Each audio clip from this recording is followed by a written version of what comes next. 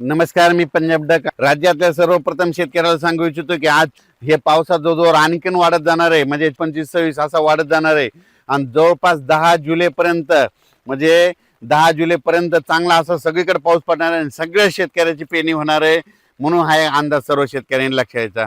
राज्यातल्या सर्व शेतकऱ्याला सांगू इच्छितो की आज देखील पूर्व विदर्भ, पश्चिम विदर्भ, दक्षिण महाराष्ट्र, उत्तर महाराष्ट्र, कोकणपट्टी, खानदेश, मराठवाडा सगळीकडे काय होणार आहे म्हणजे हे पाऊस काय होणार दररोज. आज सकाळी वेगळ्या भागात, दुपारी वेगळ्या भागात, रात्रीच्याला वेगळ्या भागात, असं करत करत सगळीकडे हे पाऊस जाणार आहे आणि सर्व शेतकऱ्याची पेरणी होणार आहे.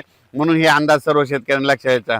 शेतकऱ्यांना घाबरू नका, यावर्षी पेरणी होणार म्हणजे होणार. तुम्हाला एक म्हटलं होतं ना, 1 जूनच्या शेवटच्या आठवड्यात एक टप्पा राहील, जुलैचा पहिला टप्पा एक राहील आणि जुलैच्या 10 जुलै ते 15 जुलैमध्ये एक टप्पा राहील. पण सगळ्या शेतकऱ्याची पेरणी होणार आहे, म्हणून हे अंदाज लक्षात घ्यायचा. खास करून परत एकदा सांगू इच्छितो, आज देखील मुंबई, पुणे, घाटमाता, नाशिक ह्या पट्ट्यामध्ये रायगड पासून रत्नागिरी ह्या पट्ट्यात आज जोरदार पावसाला सुरुवात होणार आहे. आणि त्याच्यानंतर काय होणार आहे की ते पाऊस संभाजीनगरकडे, उत्तर महाराष्ट्राकडे, जळगाव जिल्हा, धुळे जिल्हा, नंदुरबार जिल्हा, नाशिक जिल्हा, अहिल्यानगर जिल्हा, बीड जिल्हा, परभणी जिल्हा, जालना जिल्हा, बुलढाणा जिल्हा, अकोला जिल्हा, अमरावती जिल्हा, भंडारा, वर्धा, नागपूर, यवतमाळ सगळीकडे हे पाऊस काय होणार आहे. ह्या जवळपास या 3-4 दिवसामध्ये 30 तारखेपर्यंत सगळीकडे पडणार आणि सगळ्या शेतकऱ्याच्या पेरण्या लागणार आहे, म्हणून हे अंदाज लक्षात घ्यायचा. त्याच्यानंतर मला सातारा, सांगली, सोलापूर आणि धाराशिव, लातूर जिल्ह्यातले फोन आले, तिकडे पाऊस पडला म्हणजे हे गेलेलंच नाही.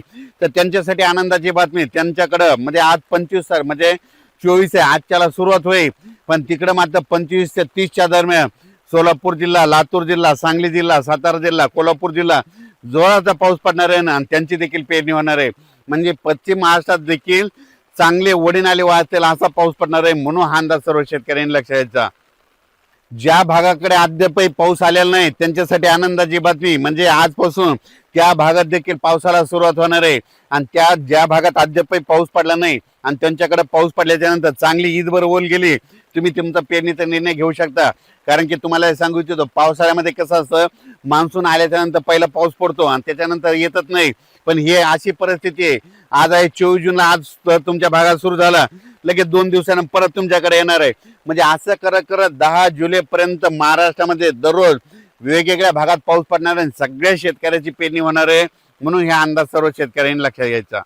आणि बऱ्याच शेतकऱ्याचे फोन आले की यावर्षी आमचे पाळीव प्राणी आहे, पशुधन आहे, तर त्याबद्दल तळ्यामध्ये पाणी येणार आहे का. त्या जे जे छोटे छोटे तळे, तर तुम्हाला एक उदाहरण सांगतो. धारूरच्या घाटामध्ये खाली एक तळ आलेलं आहे, जे पादर तलाव आहे. त्या शेतकऱ्याला सांगू इच्छितो की जुलैच्या पहिल्या आठवड्यामध्ये एक चांगला मोठा पाऊस येणार आहे आणि त्या तळ्यामध्ये आवक येणार आहे. त्याच्यानंतर आणखीन तुम्हाला एक सांगू इच्छितो की उत्तर महाराष्ट्र, मुंबई, पुणेकडे ह्याने 24 ते 30च्या दरम्यान मुंबईकडे, उत्तर महाराष्ट्र, पुणे, त्या घाटमाता परिसरात मुसळधार पाऊस पडणार आहे, कोकणाकडे पडणार आहे. त्याच्यामुळे काय होणार आहे, पुण्याकडे खूप पाऊस पडल्यामुळे उजनी धरणात देखील त्या नदीला पाणी येणार आहे, त्याच्यात देखील थोडी थोडी आवक यायला सुरुवात होणार आहे. उत्तर महाराष्ट्राकडे पाऊस पडणार आहे, त्याच्यामुळं इकडं निळवंडे धरण, संगमनेरचे 2-4 छोटे छोटे धरणे, त्याच्यात देखील थोडी थोडी आवक येणार आहे. म्हणून हा अंदाज लक्षात घ्यायचा.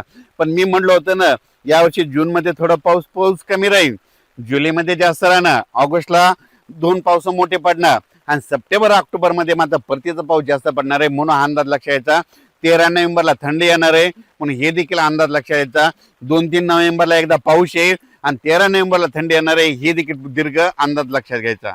तसंच जुलैमध्ये देखील काय होणार आहे की जुलैच्या मध्ये 2 जुलै ते 20 जुलैच्या दरम्यान काय काय ठिकाणी अतिवृष्टी होईल, म्हणून हे देखील अंदाज लक्षात घ्यायचा. सगळीकडे होणार नाही, पण काय होणार आहे, एक लो प्रेशरचं रूपांतर चक्रीवादळात होईल आणि ते चक्रीवादळ महाराष्ट्राच्या दिशेने येईल.